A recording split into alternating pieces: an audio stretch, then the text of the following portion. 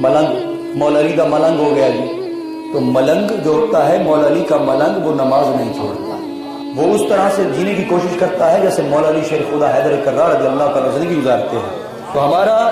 ایمان یہ ہے کہ خلفائے راشدین امت محمدیہ کے اندر سب سے بڑے انعام یافتہ لوگ ہیں، اور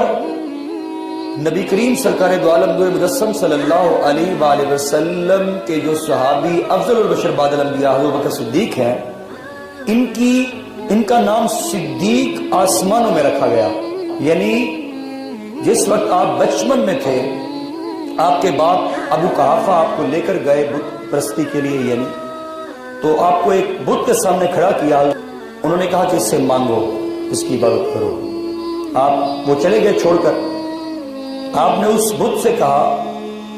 کہ تو اگر میرا خدا ہے تو میں بھوکا ہوں، مجھے کھانا دو، اور میرے پاس کپڑے نہیں ہیں، مجھے کپڑے دو۔ وہ تو بت تھا، اس نے کیا بولنا تھا، آپ کو غصہ لگا اور آپ نے وہ توڑ دیا۔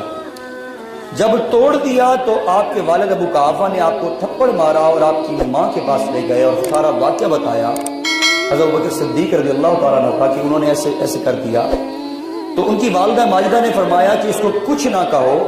جب یہ پیدا ہوا تھا اس رات کو میں نے خواب دیکھا تھا، اور خواب میں یہ دیکھا تھا کہ مجھے بتایا جا رہا ہے کہ یہ جو بچہ ہے اس کا نام آسمانوں میں صدیق رکھا گیا۔ اگر اس امت محمدیہ میں اگر آپ نے عشق سیکھنا ہو، یعنی عشق مصطفیٰ سیکھنا ہو، تو پھر وہ ذات ابوبکر کی ہے۔